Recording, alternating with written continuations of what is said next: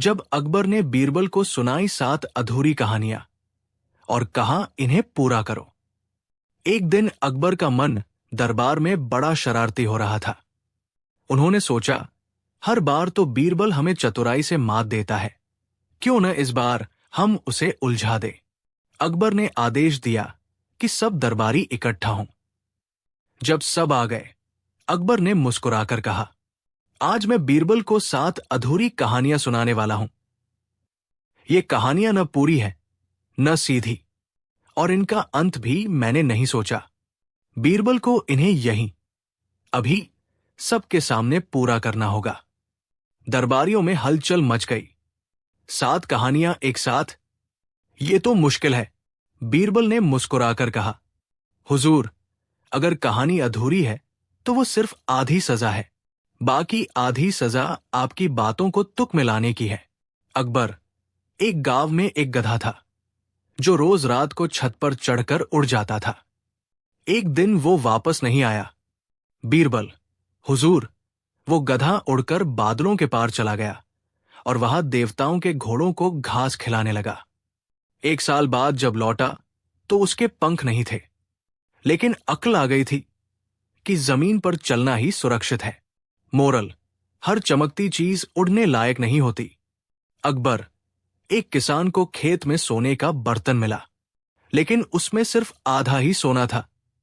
बीरबल, उस किसान ने आधा सोना बेचकर खेती का सारा कर्ज चुका दिया और आधा बर्तन मंदिर में चढ़ा दिया। अगले साल बारिश खूब हुई, फसल दोगुनी हुई और मंदिर में किसी और ने आधा बर्तन चढ़ा दिया। धीरे धीरे पूरा बर्तन सोने से भर गया, लेकिन वो किसी के पास नहीं रहा, क्योंकि सबने उसका आधा आधा बांट दिया था। मोरल, दौलत बांटने से घटती नहीं, बढ़ती है। अकबर एक लड़का था जिसकी परछाई रात में खुद नाचने लगती थी। एक दिन परछाई गायब हो गई। बीरबल, लड़का परेशान हुआ, ढूंढने निकला। उसने देखा कि उसकी परछाई गांव के चौक में बच्चों के साथ खेल रही थी। असल में वो परछाई उसके अच्छे कर्मों का रूप थी, जो खुशी फैलाने चली गई थी। मोरल, आपके अच्छे कर्म आपकी पहचान से आगे बढ़ जाते हैं। अकबर एक राजा था जो कहता था कि उसका मुकुट कोई देख नहीं सकता, क्योंकि वो अदृश्य था। बीरबल, असल में मुकुट अदृश्य नहीं था, बल्कि राजा ने कभी मुकुट पहना ही नहीं था। उसने बस ये देखने के लिए झूठ बोला कि कौन दरबार में सच बोलने की हिम्मत रखता है। मोरल, सच्चाई बोलने का साहस सोने से भी कीमती है। अकबर, एक गांव में नदी का पानी उल्टा बहने लगा, ऊपर की तरफ। बीरबल, असल में गांव के लोग इतने स्वार्थी हो गए थे कि नदी तक जाने वाला हर रास्ता बंद कर दिया था। बादलों ने गुस्से में पानी वापस आसमान में भेज दिया। जब लोगों ने रास्ते खोले तो पानी फिर नीचे आने लगा। मोरल, जो बांधोगे वही एक दिन तुम्हें भी रोकेगा। अकबर, एक मंदिर में एक पत्थर था जो हर भक्त को देखकर हंसता था। बीरबल, क्योंकि वो पत्थर सोचता था, तुम लोग मुझे पूजा करते हो, लेकिन मुझे बनाने वाले गरीब मजदूर को कभी याद नहीं करते। मोरल, काम करने वाले का सम्मान पूजा करने से भी पहले होना चाहिए। अकबर, एक व्यापारी हर सौदे में आधा सच और आधा झूठ बोलता था, फिर भी लोग उस पर भरोसा करते थे। बीरबल, क्योंकि वो सच वाली आधी बात खुद के बारे में कहता था और झूठ वाली आधी दूसरों की तारीफ में। लोग खुश होकर उसकी दुकान जाते थे, लेकिन धीरे धीरे उन्होंने देख लिया कि सच आधा भी हो तो भी झूठ को छुपा नहीं सकता। मोरल, आधा सच पूरा झूठ होता है। जब बीरबल ने 7 कहानियां पूरी कर दी तो दरबार तालियों से गूंज उठा। अकबर ने हंसते हुए कहा, बीरबल, मैं सोच रहा था कि इन अधूरी कहानियों से तुम्हें फंसा दूंगा, लेकिन तुमने इनमें ऐसे मोती पिरो दिए कि अब ये कहानियां पूरी नहीं बल्कि अनमोल हो गई।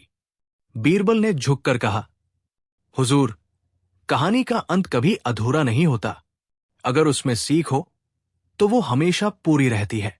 मोरल, सीख, कहानियों की तरह जिंदगी भी कई बार अधूरी लगती है, लेकिन अगर उसमें अच्छाई और सीख हो तो वो हमेशा पूरी महसूस होती है। जब अकबर ने बीरबल को अपने बचपन का गुरु ढूंढने भेजा, फतेहपुर सीकरी के भव्य महल में उस दिन दरबार लगा हुआ था। बाहर हल्की ठंडी हवा बह रही थी और बगीचों में गुलाब की खुशबू फैली थी। दरबारियों के बीच हसीन जाग चल रहा था। तभी अकबर की नजर खिड़की से बाहर उड़ते सफेद बगुलों पर पड़ी। अचानक उनका चेहरा बदल गया, जैसे कोई पुरानी याद मन के दरवाजे पर दस्तक दे रही हो। बीरबल ने ये देखा और मुस्कुराते हुए बोले, जहांपनाह, आज तो आपका मन दरबार में नहीं, कहीं और उड़ रहा है। अकबर ने गहरी सांस ली। बीरबल, तुम ठीक कह रहे हो। आज मुझे अपने बचपन के गुरु याद आ रहे हैं, मौलाना फजलुद्दीन। उन्होंने ही मुझे पहली बार पढ़ना लिखना सिखाया था। तलवार थामने से पहले कलम थामना सिखाया था। लेकिन जब मैं गद्दी पर बैठा तब उनसे मुलाकात नहीं हो पाई। बीरबल ने पूछा, तो आप उनसे मिलने क्यों नहीं जाते? अकबर ने धीमे स्वर में कहा, मुझे नहीं पता वो अब कहाँ है, जिंदा भी है या नहीं। बस इतना याद है कि वो एक छोटे से गांव में रहते थे, जहां नदी के किनारे एक पुराना पीपल का पेड़ था। अकबर ने आदेश दिया, बीरबल, मैं चाहता हूं कि तुम उन्हें ढूंढकर दरबार में लाओ। अगर वो नहीं मिले तो उनकी आखिरी निशानी लेकर आओ। बीरबल ने मुस्कुराते हुए सलाम किया, जहांपनाह, अगर वो धरती के किसी भी कोने में है तो मैं उन्हें ढूंढ लाऊंगा। बीरबल अपने घोड़े पर निकल पड़े। यात्रा आसान नहीं थी। उन्हें कई गांव, जंगल और पथरीले रास्ते पार करने पड़े। रास्ते में एक वृद्ध किसान से पूछताछ हुई, क्या आप मौलाना फजलुद्दीन को जानते हैं? किसान ने सिर हिलाकर कहा, हां, सालों पहले वो इस रास्ते से गुजरे थे। बहुत नेक इंसान थे। सुना है कि अब वो किसी दूर के गांव में बच्चों को मुफ्त पढ़ाते हैं। बीरबल को एक दिशा मिली। वो आगे बढ़ते रहे। एक सप्ताह बाद बीरबल एक छोटे से गांव पहुंचे, जिसका नाम था गुलाबपुरा। वहां एक बुजुर्ग से फिर वही सवाल पूछा। बुजुर्ग ने कहा, मौलाना यहां थे, लेकिन 1 साल पहले अचानक गायब हो गए। कहा जाता है कि वो एक अनजान आदमी के साथ जंगल की तरफ गए और फिर लौटे नहीं। बीरबल को यह बात अजीब लगी। उन्होंने गांव में खोजबीन शुरू की। एक बच्चा उनके पास आया और बोला, साहब, मैं जानता हूं वो कहाँ है, पर आप वादा करो कि आप उन्हें कोई नुकसान नहीं पहुंचाओगे। बीरबल ने वादा किया। बच्चा उन्हें गांव से बाहर एक पुराने मंदिर के पास ले गया। वहां एक छोटी सी झोपड़ी थी। अंदर एक सफेद दाढ़ी वाला बुजुर्ग बैठा बच्चों को पढ़ा रहा था। बीरबल की आंखें चमक उठीं। ये तो वही है। बीरबल ने आदरपूर्वक प्रणाम किया। मौलाना, मैं बादशाह अकबर का मंत्री बीरबल हूं। आपके शिष्य अकबर आपको याद कर रहे हैं। मौलाना की आंखें भर आई। अकबर, मेरा छोटा शिष्य, क्या वो अब भी मुझे याद करता है? बीरबल ने जवाब दिया, जहांपनाह ने मुझे आदेश दिया है कि आपको सम्मान सहित दरबार में लाऊं। 2 दिन बाद बीरबल मौलाना को लेकर फतेहपुर सीकरी पहुंचे। दरबार में अकबर ने उन्हें देखकर तुरंत सिंहासन से उतरकर उनके चरण छुए। पूरे दरबार में सन्नाटा छा गया। किसी ने भी बादशाह को ऐसा करते नहीं देखा था। अकबर बोले, गुरुजी, आपके आशीर्वाद के बिना मैं कुछ भी नहीं। आज आप जो कहेंगे मैं वही करूंगा। मौलाना ने मुस्कुराते हुए कहा, अकबर, मुझे कुछ नहीं चाहिए, बस वादा करो कि अपने राज्य में शिक्षा को सबसे बड़ा हथियार बनाओगे। अकबर ने उसी समय आदेश दिया कि राज्य के हर गांव में मुफ्त शिक्षा का प्रबंध होगा। सिख, गुरु का सम्मान करना ही सबसे बड़ी विद्या है। राजा हो या रंक, ज्ञान का ऋणी हमेशा शिष्य ही रहता है। बीरबल और अकबर का आखिरी शिकार। ये कहानी उस दौर की है जब बादशाह अकबर की उम्र का सूरज ढलान की ओर था। बरसों की हुकूमत, जंगों की थकान और दरबार की सियासत ने उनके जिस्म और मन पर अपनी लकीरें खींचती थी। एक शाम वो अपने आलीशान बाग में टहल रहे थे। उनके साथ हमेशा की तरह उनके सबसे भरोसेमंद दोस्त और सलाहकार बीरबल थे। यमुना के किनारे डूबते सूरज की केसरिया रोशनी में ताजमहल का अक्स किसी ख्वाब की तरह लग रहा था। लेकिन बादशाह का मन बेचैन था। अचानक अकबर रुक गए और एक गहरी सांस लेकर बोले, बीरबल, हमें अपनी जवानी के दिन बहुत याद आते हैं। वो घोड़े की टापों की गूंज, हवा को चीरते हुए तीर की सनसनाहट और एक कामयाब शिकार के बाद का वह सुकून। अब तो लगता है जैसे हमारी नसों में खून नहीं, सियासत की स्याही दौड़ती है। हमारा मन एक आखिरी बार शिकार पर जाने को कर रहा है, एक ऐसा शिकार जो हमारी जवानी की यादों को ताजा कर दे और इतिहास में दर्ज हो जाए। बीरबल, जो बादशाह के मन की हर शिकन को पढ़ना जानते थे, मुस्कुराकर बोले, आलम पनाह, शिकार पर जाने में कोई हर्ज नहीं। मन की बेचैनी दूर करने के लिए हवा पानी बदलना तो अच्छी बात है, लेकिन ये आखिरी शिकार और इतिहास में दर्ज होने वाली बात कुछ समझ नहीं आई। क्या आप किसी ऐसे जानवर का शिकार करना चाहते हैं जो आज तक किसी ने न किया हो? अकबर की आंखों में एक चमक आ गई। तुमने सही समझा बीरबल। हमने सुना है कि ग्वालियर के घने जंगलों में एक सफेद बारसिंगा देखा गया है, दूध की तरह सफेद, जिसकी आंखों में नीलम जड़े हों और जिसके सींग सोने की तरह चमकते हों। स्थानीय लोग उसे वन का देवता कहते हैं। सोचो बीरबल, अगर मुगल सल्तनत के शहंशाह उस देवता का शिकार करें तो इतिहास हमेशा हमें याद रखेगा। बीरबल के चेहरे पर मुस्कान की जगह एक गहरी चिंता ने ले ली। उन्होंने कहा, गुस्ताखी माफ जहां पनाह, पर जिसे लोग देवता मानते हों, जो इतना दुर्लभ और खूबसूरत हो, उसे मारना क्या सही होगा? शिकार तो शौर्य का प्रतीक है, एक बेजुबान और खूबसूरत जीव की हत्या नहीं। ये सुनते ही पास खड़े दरबारी, जो बीरबल से जलते थे, उन्हें मौका मिल गया। मुल्ला दो प्याजा आगे बढ़कर बोला, वाह बीरबल वाह, आप तो बादशाह को डरा रहे हैं। शहंशाह के लिए क्या देवता और क्या जानवर, उनकी ताकत के आगे तो पूरी कायनात सिर झुकाती है।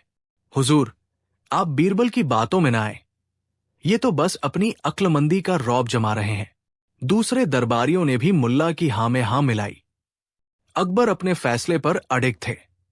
उन्होंने ऐलान कर दिया, तैयारियां की जाए। हम कल सुबह ही ग्वालियर के जंगलों के लिए कूच करेंगे और उस सफेद बारहसिंगे का शिकार करके ही लौटेंगे। ये हमारा आखिरी और सबसे यादगार शिकार होगा। अगले दिन एक विशाल लश्कर ग्वालियर के जंगलों की ओर बढ़ रहा था।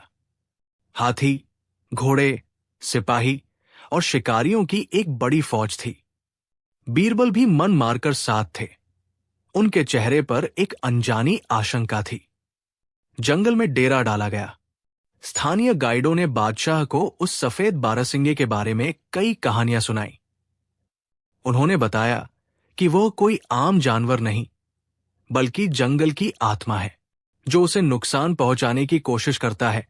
जंगल उसे कभी माफ नहीं करता। अकबर इन बातों को अंधविश्वास मानकर हंस दिए। शिकार शुरू हुआ। पहले 2 दिन तक जंगल छान मारने के बाद भी उस बारहसिंगे का कोई अतापता नहीं चला।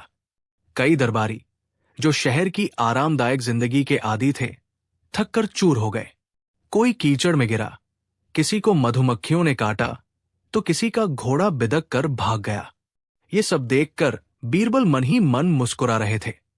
तीसरे दिन की दोपहर में, जब अकबर लगभग निराश हो चुके थे, एक हरकारे ने खबर दी कि बारहसिंगे को जंगल के उत्तरी हिस्से में एक झील के पास देखा गया है। अकबर का जोश फिर से जाग उठा। उन्होंने अपने सबसे तेज घोड़े बादल को तैयार करने का हुक्म दिया और बीरबल को अपने साथ चलने को कहा। बाकी लश्कर को पीछे ही छोड़ दिया गया। घने जंगल में सिर्फ 2 घोड़े हवा से बातें कर रहे थे। एक पर सवार थे शहंशाह अकबर, जिनके हाथ में उनका पसंदीदा धनुष था, और दूसरे पर बीरबल, जिनका मन अभी भी इस शिकार के खिलाफ था।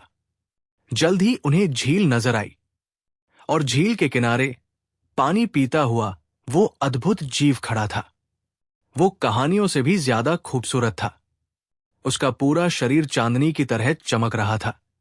सींग सुबह की धूप की तरह दमक रहे थे और उसकी बड़ी बड़ी नीली आंखों में एक अजीब सी शांति और मासूमियत थी। एक पल के लिए तो अकबर भी उसकी खूबसूरती में खो गए। वो किसी जानवर से ज्यादा प्रकृति की कोई अनुपम कलाकृति लग रहा था। लेकिन अगले ही पल उनके अंदर का शिकारी जाग उठा। ये उनकी जिंदगी का सबसे बड़ा शिकार था। उन्होंने अपने धनुष पर तीर चढ़ाया और कमान को कानों तक खींच लिया। उनकी सांस रुकी हुई थी, निशाना साधा हुआ था, बस तीर छोड़ने की देर थी। बीरबल ये सब खामोशी से देख रहे थे।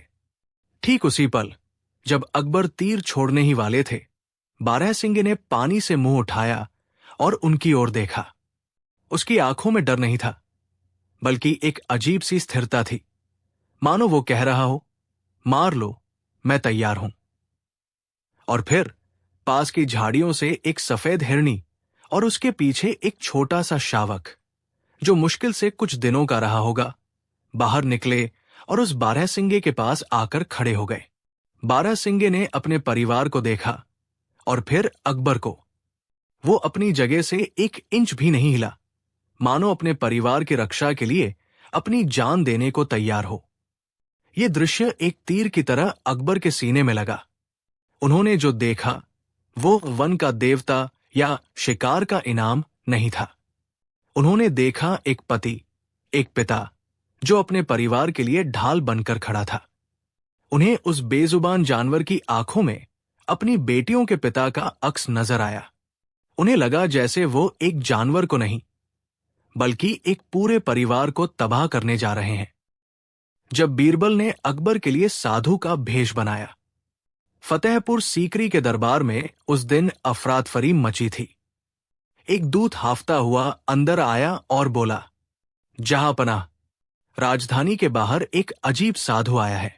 वो दावा करता है कि उसे भविष्य दिखता है और उसने कहा है कि अगर आप उससे नहीं मिले तो राज्य पर बड़ा संकट आ जाएगा। दरबारियों में खुसर पुसर होने लगी। कोई कह रहा था, शायद ये कोई जाल है, तो कोई अगर सच निकला तो। अकबर ने गहरी सोच में डूबकर कहा, अगर ये सच है तो हमें सावधान होना होगा, लेकिन अगर झूठा है तो इसका पर्दाफाश करना जरूरी है। बीरबल मुस्कुराए, जहांपनाह, इस साधु की सच्चाई जानने का सबसे अच्छा तरीका यही है कि हम खुद उसके पास जाएं, लेकिन एक शर्त पर। अकबर, कौन सी शर्त? बीरबल, आप साधु बनकर जाएं और मैं आपका सेवक बनूं। इस तरह हम बिना अपनी पहचान बताए उसकी असलियत देख सकेंगे। अकबर पहले तो चौंके, फिर हंसते हुए बोले, तो फिर तैयार हो जाओ बीरबल। आज बादशाह अकबर साधु अकबर बनने वाले हैं। महल के भीतर बीरबल ने अकबर को एक साधु का भेष पहनाया। गेरुए वस्त्र, लंबी नकली दाढ़ी, माथे पर चंदन का तिलक और हाथ में एक कमंडल। अकबर ने आईने में खुद को देखा और बोले, अगर मेरी बेगम ने मुझे इस रूप में देख लिया तो पहचान भी नहीं पाएगी। बीरबल हंस पड़े, यही तो चाहिए जहांपनाह। आज आप राजा नहीं, एक घूमते फिरते साधु हैं। दोनों गांव के बाहर उस प्रसिद्ध साधु के डेरे पर पहुंचे। साधु, जिसका नाम त्रिलोकानंद था, शिष्यों से घिरा बैठा था और अजीब बातें कर रहा था। मुझे सब दिख रहा है, इस राज्य में कल एक बड़ा तूफान आएगा। अकबर साधु बनकर आगे बढ़े, महाराज, मैं भी एक साधु हूं। सुना है आपको भविष्य दिखता है, मुझे भी कुछ बताइए। त्रिलोकानंद ने अकबर को ऊपर नीचे देखा और फिर गंभीरता से बोला, तुम साधु हो, लेकिन तुम्हारे सेवक का जीवन खतरे में है। बीरबल ने भौहें चढ़ाई, ओहो, ये तो शुरू हो गए। बीरबल ने धीरे से अकबर के कान में कहा, जहांपनाह, ये आदमी अंदाजा लगाकर बातें कर रहा है, अब इसको उलझाते हैं। बीरबल ने साधु से कहा, अगर आप सचमुच भविष्य देख सकते हैं तो बताइए कि मेरे मालिक के पास अभी क्या चीज छुपी है। त्रिलोकानंद कुछ पल चुप रहा, फिर बोला, एक पवित्र पत्थर जो सौभाग्य लाता है। अकबर और बीरबल हंसी रोक न पाए क्योंकि अकबर के पास सिर्फ एक आम था जिसे रास्ते में खाने का इरादा था। बीरबल ने साधु की परीक्षा लेने के लिए कहा, अगर आप सच बोल रहे हैं तो कल हम यहां आएंगे और आप हमारे बारे में 5 बातें पहले से बताएंगे। अगले दिन अकबर और बीरबल फिर पहुंचे। साधु ने 5 बातें कहीं, लेकिन हर एक गलत निकली। भीड़ में खुसर पुसर शुरू हो गई। ये तो ढोंगी है, बीरबल ने ऊंची आवाज में कहा। ये आदमी सिर्फ अंदाजा लगाता है और भोले लोगों से दान लेकर जीता है। असली साधु वो होता है जो दूसरों का भला करे, न कि डर फैलाए। लोगों ने साधु को वहां से भगा दिया। अकबर ने अपना भेष उतारते हुए कहा, बीरबल, अगर मैं सीधे बादशाह बनकर आता तो ये लोग डर के कारण सच नहीं बोलते, लेकिन तुम्हारी चाल से सच्चाई सामने आ गई। मोरल, भेष बदलने से पहचान छुप सकती है, लेकिन सच छुप नहीं सकता। धोखे से बचने के लिए आंखें खुली और दिमाग तेज रखना जरूरी है। उनकी उंगलियां कांप गई। धनुष पर उनकी पकड़ ढीली पड़ गई। दशकों से शिकार कर रहे शहंशाह के हाथ पहली बार एक जानवर के सामने कांप रहे थे। उनका सारा शौर्य, सारा अहंकार उस एक पल की करुणा के सामने पिघल गया। बीरबल धीरे से उनके पास आए और बहुत ही शांत आवाज में बोले, जहांपनाह, इतिहास में नाम लिखवाने के 2 तरीके होते हैं। एक, किसी खूबसूरत चीज को तबाह करके, और दूसरा, किसी खूबसूरत चीज की हिफाजत करके। आज फैसला आपके हाथ में है कि आप इतिहास में एक शिकारी के तौर पर याद रखे जाना चाहते हैं या एक रक्षक के तौर पर। बीरबल के शब्दों ने अकबर के मन में चल रहे अंतर्द्वंद को समाप्त कर दिया। उन्होंने धीरे से अपने धनुष से तीर उतारा और उसे वापस तरकश में रख लिया। उन्होंने उस खूबसूरत परिवार को देखा जो अभी भी शांत खड़ा था। अकबर ने अपने घोड़े को मोड़ा और बिना एक शब्द कहे वापस डेरे की ओर चल दिए। जब वो डेरे पर पहुंचे तो सारे दरबारी हैरान थे। क्या हुआ जहांपनाह, शिकार नहीं मिला? मुल्ला ने पूछा। अकबर ने एक गहरी सांस ली और बोले, शिकार तो मिला, लेकिन शिकारी हार गया। अगले दिन आगरा के दरबार में एक नया फरमान पढ़ा गया जिसने मुगलिया सल्तनत में एक नए युग की शुरुआत की। शहंशाह हिंद जलालुद्दीन मोहम्मद अकबर का हुक्म है कि आज से पूरी सल्तनत में किसी भी तरह के मनोरंजक शिकार पर पूरी तरह से पाबंदी लगाई जाती है। किसी भी मादा जानवर या उसके बच्चे का शिकार करना एक संगीन जुर्म माना जाएगा। ग्वालियर का वो जंगल जहां वन का देवता रहता है, आज से एक राजकीय अभयारण्य घोषित किया जाता है। वहां किसी भी इंसान को हथियार लेकर जाने की इजाजत नहीं होगी। ये फरमान सुनकर पूरा दरबार सन्न रह गया। अकबर अपनी गद्दी से उठे, बीरबल के कंधे पर हाथ रखा और बोले, वो हमारा आखिरी शिकार था बीरबल, और उस शिकार में हमने किसी जानवर को नहीं बल्कि अपने अंदर के अहंकार और घमंड को मारा है। तुमने सही कहा था, सच्ची ताकत मारने में नहीं, बचाने में है। कहानी का नैतिक, मॉरल ऑफ द स्टोरी, विस्तार से। इस कहानी का नैतिक बहुत गहरा और बहुआयामी है। सच्ची शक्ति करुणा में है, क्रूरता में नहीं। True power lies in compassion, not cruelty. कहानी का सबसे बड़ा संदेश ये है कि असली बादशाहत या शक्ति किसी को मारने, झुकाने या तबाह करने में नहीं है। असली शक्ति किसी की रक्षा करने, जीवन देने और करुणा दिखाने में है। अकबर ने जब धनुष उठाया तो वो एक शिकारी थे, लेकिन जब उन्होंने धनुष नीचे रखा तो वो एक सच्चे शहंशाह बने, जिन्होंने अपनी प्रजा, जिसमें बेजुबान जानवर भी शामिल हैं, की रक्षा का धर्म निभाया। अहंकार का विनाश ही वास्तविक विजय है। The real victory is the conquest of ego. Akbar उस शिकार के माध्यम से इतिहास में अपना नाम दर्ज कराना चाहते थे, जो उनके अहंकार का प्रतीक था। लेकिन उनकी असली विजय तब हुई जब उन्होंने अपने अहंकार को उस बेजुबान परिवार के प्रेम के सामने हारने दिया। जीवन की सबसे बड़ी लड़ाई दूसरों से नहीं, बल्कि अपने ही अंदर के घमंड, लालच और अहंकार से होती है। दृष्टिकोण का परिवर्तन, अ शिफ्ट इन पर्सपेक्टिव एक ही चीज को देखने के नजरिए से उसका पूरा अर्थ बदल जाता है। जब तक अकबर ने बारहसिंगे को एक शिकार या इनाम के तौर पर देखा, वो उसे मारना चाहते थे। लेकिन जैसे ही उनका दृष्टिकोण बदला और उन्होंने उसे एक पिता और रक्षक के रूप में देखा, उनके मन में करुणा जाग उठी। यह हमें सिखाता है कि किसी भी निर्णय को लेने से पहले हमें स्थिति को अलग अलग दृष्टिकोणों से देखना चाहिए। प्रकृति का सम्मान, रिस्पेक्ट फॉर नेचर, ये कहानी प्रकृति और उसके जीवों का सम्मान करने का एक प्रबल संदेश देती है। जानवर केवल मनुष्य के मनोरंजन या भोजन के लिए नहीं है। उनका भी परिवार होता है, भावनाएं होती है, और उन्हें भी जीने का उतना ही हक है जितना इंसानों को। एक राजा का धर्म केवल इंसानों की ही नहीं, बल्कि अपने राज्य के पर्यावरण और हर जीव की रक्षा करना भी है। एक सच्चे मित्र और सलाहकार का मूल्य, the value of a true friend and advisor, Birbal ने अकबर को सीधे सीधे रोका नहीं, बल्कि उन्हें सही समय पर सही दिशा दिखाई। उन्होंने अकबर को स्वयं सत्य का अनुभव करने का अवसर दिया। एक सच्चा दोस्त या गुरु वो नहीं है जो आपको आदेश दे, बल्कि वह है जो आपको सही और गलत में फर्क करने के लिए प्रेरित करे और आपको एक बेहतर इंसान बनने में मदद करे।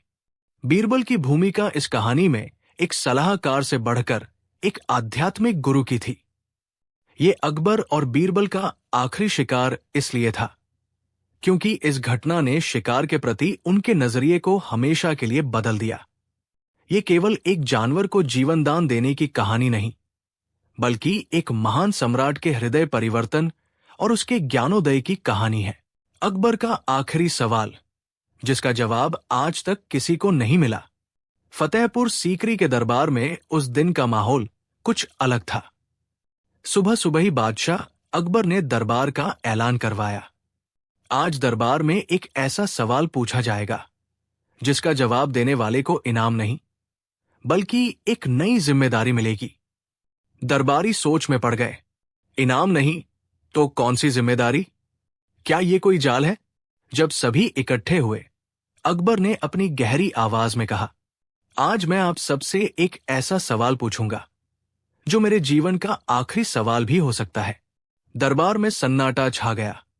अकबर उठकर दरबार के बीच आए और बोले, मेरे सवाल का जवाब इतना आसान नहीं होगा, क्योंकि इसमें न सही है न गलत, और फिर भी मैं चाहूंगा कि तुम सही जवाब दो। सवाल था, अगर आपके पास ये यकीन हो कि कल से आप बादशाह नहीं रहेंगे, तो आप आज क्या करेंगे? पहले दरबारी ने कहा, हुजूर, मैं आज ही सारे खजाने का आनंद लूंगा, दावतें दूंगा और जो मन चाहे करूंगा। दूसरे ने कहा, मैं आज ही सारे आदेश जारी कर दूंगा ताकि मेरा नाम इतिहास में अमर हो जाए। तीसरे ने कहा, मैं अपने परिवार को सारी दौलत बांट दूंगा और आराम से बैठ जाऊंगा। अकबर ने तीनों जवाब सुनकर सिर हिलाया। ये जवाब दिल को नहीं छूते। अब सबकी निगाहें बीरबल पर थी। बीरबल ने शांत स्वर में कहा, हुजूर, अगर मुझे पता हो कि कल से मैं बादशाह नहीं रहूंगा, तो मैं आज वही करूंगा जो मैं रोज करता हूं, ईमानदारी से अपनी ड्यूटी निभाना। अकबर ने भौहें चढ़ाई। क्यों? बीरबल, क्योंकि अगर आप कल से बादशाह नहीं रहेंगे, तो भी लोग आपको आपके आज के कामों से याद करेंगे। अगर आज आपने गलत किया, तो कल का आपका नाम भी बदनाम होगा, और अगर आज सही किया, तो कल चाहे ताज रहे या न रहे, इज्जत हमेशा रहेगी। अकबर मुस्कुराए, लेकिन फिर गंभीर हो गए। बीरबल, ये सवाल मैंने तुम्हें परखने के लिए नहीं पूछा था। दरबारियों में खुसर फुसाहट शुरू हो गई। तो फिर किस लिए? अकबर बोले, ये सवाल मैं खुद से पिछले कई महीनों से पूछ रहा हूं। मैं देखना चाहता था कि क्या मेरे दरबार में कोई ऐसा है जो ताज से ज्यादा इज्जत को महत्व देता हो। अकबर ने दरबार में खड़े होकर कहा, एक दिन आएगा जब मैं इस ताज को छोड़ दूंगा, लेकिन उस दिन से पहले मुझे अपने उत्तराधिकारी को चुनना होगा, और वो सिर्फ वही होगा जो इस सवाल का जवाब दिल से दे सके। फिर अकबर ने बीरबल की ओर देखा और कहा, आज तुमने जवाब दिया, लेकिन ये मेरा आखिरी सवाल इसलिए है क्योंकि इसका असली जवाब किसी को पूरी जिंदगी में भी नहीं मिलता।